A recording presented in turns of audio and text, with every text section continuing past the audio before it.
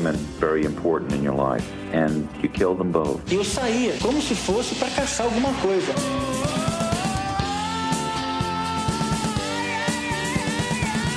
I got this fantasy. I started working out this fantasy online.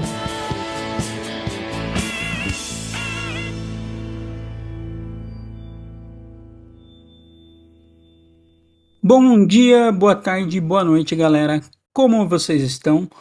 Hoje vai ser um podcast um pouco diferente, um podcast extra, numa entrevista que eu fiz com o professor Guto Moliani, da Universidade Tecnológica Federal do Paraná. Ele é professor de comunicação organizacional dentro da UTF-PR, e ele tem um mestrado que eu achei muito interessante quando eu estava procurando o caso do Maníaco do Parque, que se chama A Autoria e o Estilo na Imprensa Escrita, o caso Maníaco do Parque. Me chamou bastante atenção, eu fui atrás dele, ele prontamente me respondeu, a gente trocou algumas mensagens, ele foi super receptivo, foi super legal, mas acabou que ele respondeu um dia depois do que a gente tinha publicado o episódio. Caso você não tenha ouvido o nosso episódio do Maníaco do Parque, dá uma voltadinha lá, dá uma recapitulada para ver como foi o caso, para entender melhor esse episódio. Foi uma entrevista e ela não foi gravada ao vivo, ele me mandou os áudios e respostas, eu mandei as perguntas, ele me mandou as respostas, e aí vai ficar nessa dinâmica.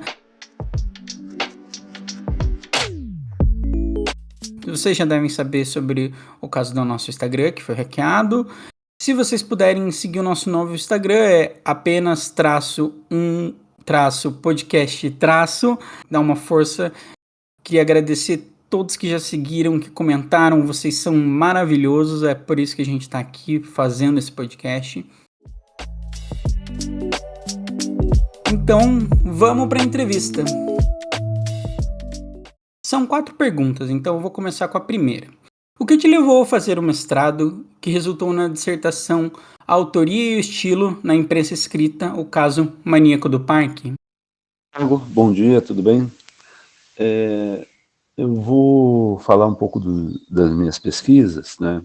Veja, eu sempre me interessei pelo jornalismo e pela forma como o jornalismo trabalha a construção da imagem pública, né, das pessoas, né, das organizações, tanto na área política quanto em outras áreas, né, no esporte, área da economia.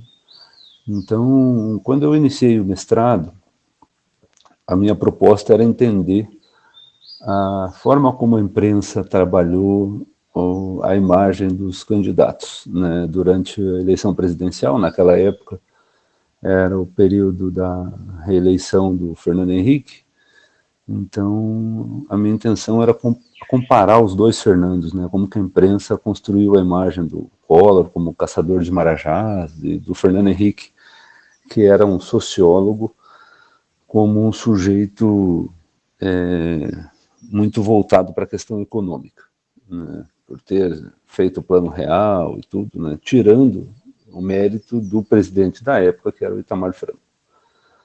Aí, ao longo do mestrado, eu percebi que isso não era uma coisa tão empolgante assim, sabe? Eu não estava muito animado com essa escolha e repensei a escolha a partir de uma reportagem da imprensa, né?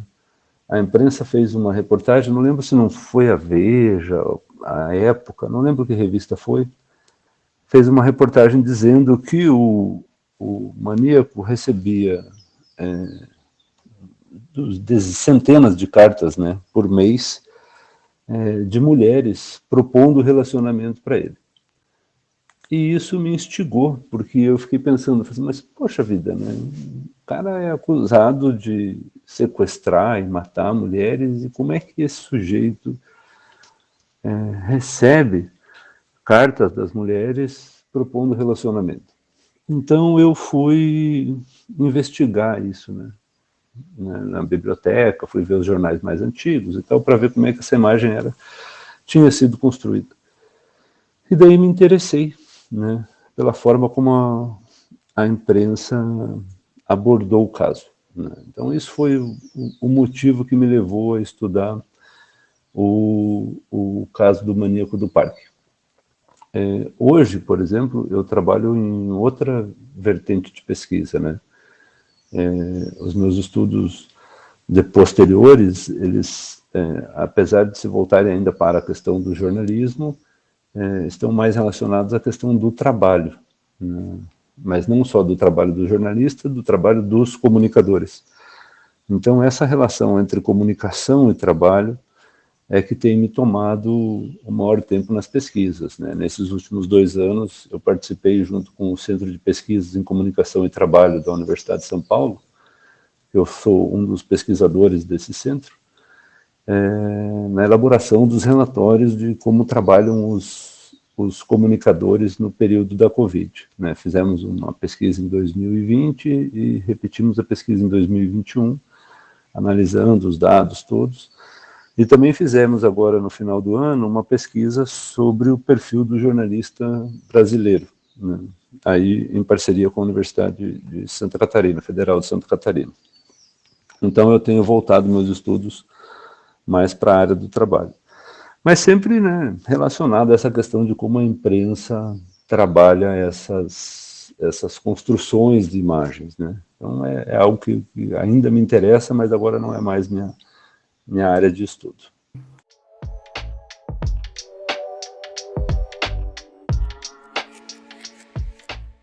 Dois. Em sua dissertação, você fala sobre a construção da imagem mítica de Francisco de Assis Pereira. Poderia dizer qual a importância da mídia jornalística para como se dá a construção desse personagem na sociedade brasileira?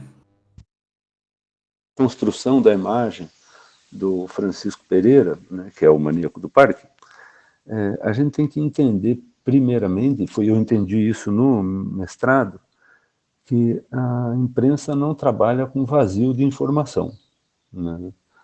Não existe isso. Então, se você não quiser falar, por exemplo, para a imprensa vai encontrar alguém que fale, né? Em todas as áreas e todas as situações, né? Porque acredita-se que há um interesse, né, naquela informação. No caso do Francisco, especificamente, tá, ele tinha desaparecido, né? Quando o caso ganhou repercussão na imprensa, ele sumiu. Trabalhava numa empresa de entrega de gás e sumiu. E daí a imprensa, os jornalistas foram atrás dessas informações, né? Quer dizer, quem que é esse sujeito? E foram entrevistar as pessoas que conviviam com ele. Para as pessoas que conviviam com ele era uma pessoa fantástica, né? Um sujeito boa praça, um sujeito namorador, né?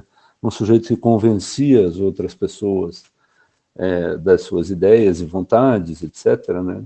Então, ele foi caracterizado, mais ou menos, como um Dom Juan, um patinador habilidoso, né?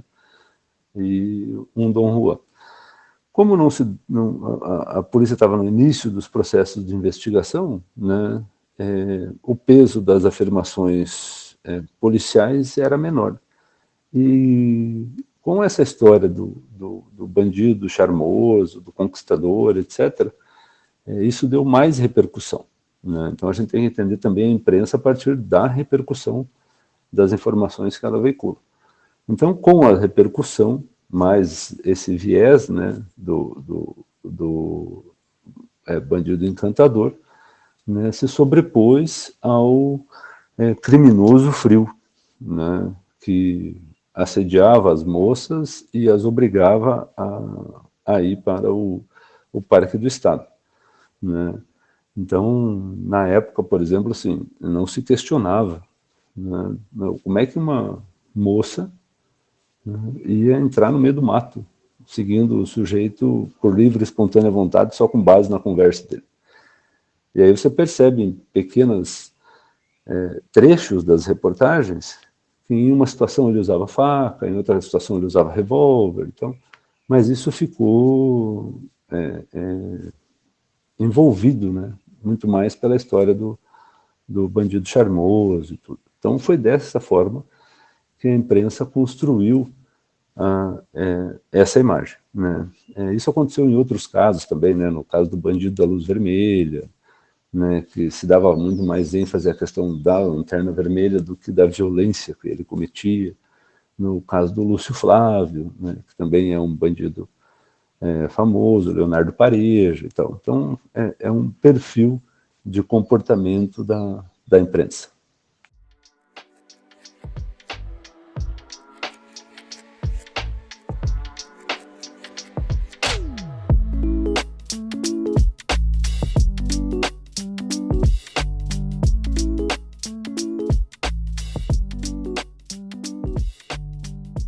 Três. Nesse caso, a revista Veja tem um papel central para a confissão de Francisco, tendo a cara do assassino na capa com as letras "Fui eu". Como avalia a cobertura da revista sobre o caso? E que conselhos daria para quem não ocorra a romantização de assassinos? Importante, sabe? Apesar de todos já estarem convencidos na época que ela fez essa reportagem, né? Teve um peso significativo a capa com o bandido, né?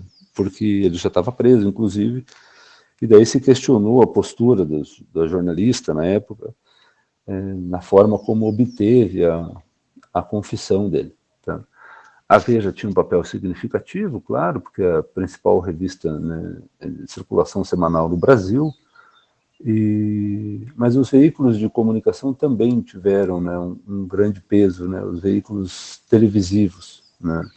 A mídia televisiva, ela ainda, apesar da perda da audiência e perda de espaço para a internet, ainda mantém esse domínio, né, sobre o imaginário. Então, a Veja, sim, teve um papel significativo, mas outros meios também contribuíram, né? Eu que me foquei, no caso da pesquisa, nos meios impressos, porque era mais fácil obter esse material. Hoje em dia, nós temos um outro tipo de problema. Tá? Nós temos redações mais jovens, né, nos veículos de imprensa, com um trabalho jornalista mais precarizado, que quer dizer que os sujeitos trabalham mais horas e recebem menos, né, para isso, com uma postura de terceirização de reportagens, né, para veículos alternativos de imprensa. Então, as equipes de redação hoje que investem em reportagens não estão mais nos próprios veículos de comunicação, né? Então, tudo isso contribui para que a imprensa seja ainda mais superficial, né, e menos cuidadosa na checagem dos dados, que é importante, né? Quer dizer, assim, o jornalista ele tem que ter um papel de reflexão sobre aquilo que ele está noticiando. Então, tem casos, por exemplo, que isso não aconteceu, né? O mais famoso que a gente tem é a escola base, mas há outros casos, né? Por exemplo, essa anulação da questão da sentença do ex-presidente Lula é algo significativo, né? Eu não vi na imprensa ninguém questionando como o Tribunal Regional Federal não percebeu determinadas coisas que o STF percebeu. Então, isso são silêncios que a imprensa traz e que, na realidade, deveriam ter sido objetos lá atrás do questionamento jornalístico, né? Então, nesses casos de crimes, né, a grande questão está relacionada à capacidade de reflexão e de ouvir os diferentes lados que o jornalista deve ter, que tem sido cada vez mais difícil. Mas hoje em dia a imprensa é só mais um, né, dos lugares de construção dessa imagem, né? Então, com a internet, né, que na época estava engatinhando, e com o surgimento de inúmeros veículos de imprensa alternativa, né, independente da ideologia, né, nós temos um fantástico espaço de discussão e que vai ser apropriado dependendo dos interesses. O que a gente se preocupa é que cada vez mais o interesse está pautado no atingimento da meta exigida pelo logaritmo. Tá? E qual o logaritmo? Qualquer um, do Google, do Facebook, sabe? De outras redes sociais, né? Então, há uma interferência, né, desses logaritmos na forma de se produzir jornalismo, e isso é bastante significativo, né? Acredito que as entidades de classe do jornalismo têm que discutir isso, esse papel, porque isso é algo que afeta a produção do texto, né? Então tem essa cultura do clique, e você deve escrever de acordo com as normas de CEO, né? Então há que ter no jornalismo um debate ético sobre isso, importante, porque isso reconfigura a atuação dos profissionais, tá?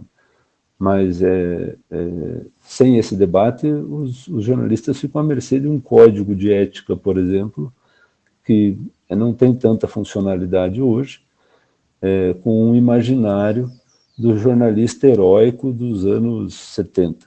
Tá? Então, as entidades de classe devem propor, sim, um novo debate, uma nova configuração para a atividade jornalista, a partir dessas mudanças que tivemos na sociedade.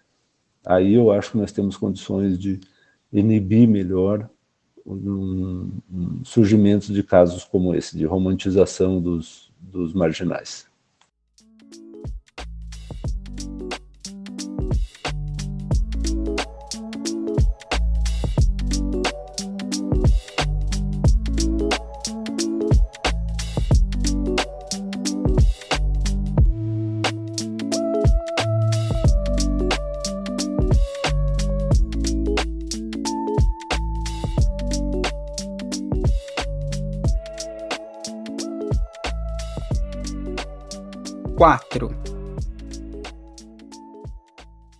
Seu mestrado foi defendido em 2001. De lá para cá teve uma revolução digital, a qual mudou a nossa forma de se comunicar, de ter a informação, notícia em nossa palma da mão.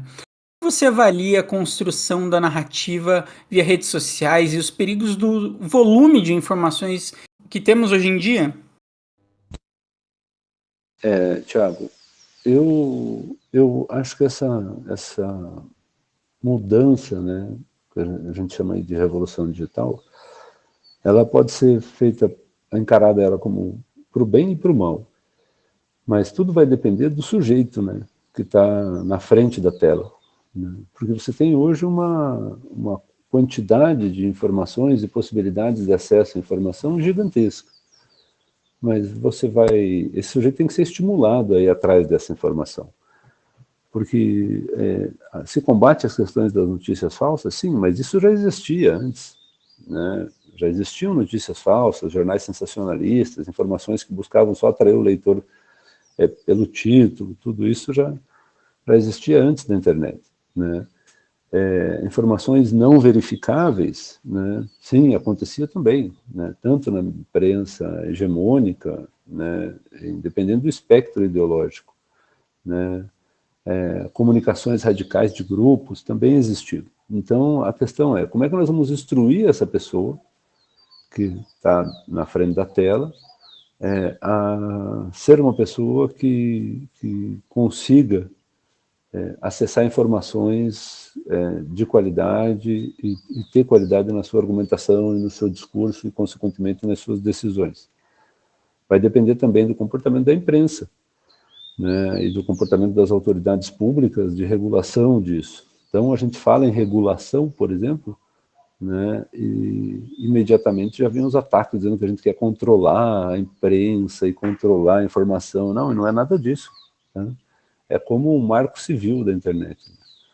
Nós temos que ter alguma regulação nesse processo para balizar, para que as pessoas se balizem, né, nas suas escolhas, né? Não pode ser uma coisa assim de qualquer um fazer o que quer e achar que está fazendo jornalismo, por exemplo. Não. Há que a sociedade e as entidades jornalísticas decidir o que é o jornalismo e que características ele tem e quem vai fazê-lo, né? Já que não há obrigatoriedade do diploma para a formação desse profissional. O processo de informações e fake news, etc., é super prejudicial para o desenvolvimento, né, da sociedade. A gente viu isso aí no caso da Covid, né? Entendeu? Até que ponto que o sujeito pode ter liberdade para espalhar mentiras ou para atentar contra instituições. Porque apesar de eu não concordar com algumas instituições, eu posso trabalhar para que ela seja modificada e não para destruí-la, né? Então, são debates importantes que vão trabalhar muito mais com o sujeito, né, do que propriamente com a informação que esse sujeito recebe, né? Mas temos que cuidar dessa qualidade das informações que esse sujeito está recebendo, tá? E com relação ao volume, apesar do volume ser ilimitado, né, os nossos interesses, né, pessoais normalmente são muito limitados, né? Então, minha maior preocupação é o que vai ficar fora disso, né?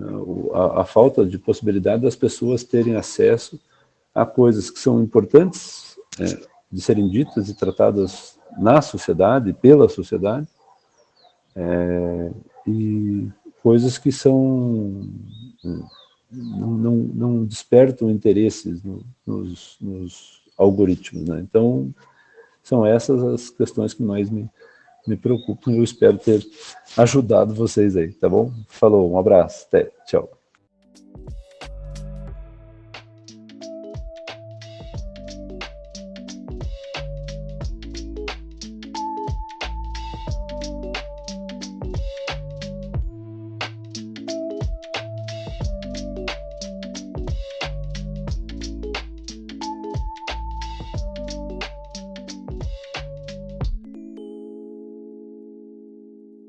Então, o professor Guto, ele deixou uma despedida. Gostaria de agradecer muito ele por ter respondido. Peço desculpas pela demora, professor. Realmente esse episódio sua contribuição era para ter saído antes, mas saiu num episódio extra que eu acho muito válido, acho legal e que gostaria de agradecer e mostrar que como é legal, como é produzido conteúdo científico nas universidades e como elas têm que ser difundidas para o público em geral. Então, você nos ajudou a fazer isso e eu acho sempre muito incrível. Ô, Thiago, e por fim eu queria agradecer, né, essa possibilidade de falar sobre isso, né? Há importantes grupos aí na universidade brasileira, né, que estão trabalhando, né, com essas discussões sobre a imprensa e sobre o jornalismo, né? Há um grupo significativo na UFSC, né? Tem o grupo ali do CPCT em São Paulo, também na ECA, na Universidade de São Paulo. Então, é importante que a gente dê espaço para esses debates, para a gente melhorar esse processo de informação e de compreensão acerca do jornalismo. E eu agradeço a participação e me coloco à disposição aí se vocês precisarem de mais alguma coisa, tá bom? Obrigado e um abraço. Gostaria de agradecer e o episódio termina por aqui. Espero que tenham gostado desse episódio um pouco diferente.